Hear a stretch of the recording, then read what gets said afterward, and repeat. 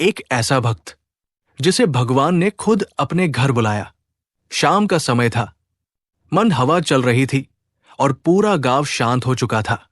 लेकिन उस शांति के बीच एक छोटा सा दीपक अभी भी जल रहा था।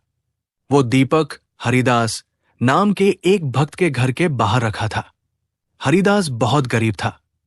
घर में खाने के लिए दाना भी मुश्किल से मिलता, लेकिन उसके विश्वास की रोशनी कभी कम नहीं होती थी। हर शाम वो अपने दरवाजे पर एक दीपक जलाता और कहता, हे प्रभु, आज भी मैं आपका इंतजार कर रहा हूं। लोग उसका मजाक उड़ाते थे। भगवान किसी के घर आते हैं क्या? तू पागल है। पर हरिदास मुस्कुरा देता। वो कहता, अगर सच्चे प्रेम से बुलाओ तो भगवान जरूर आते हैं। एक दिन गांव में तूफान आया।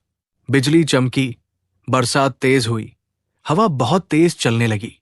गांव के सारे दिए बुझ गए।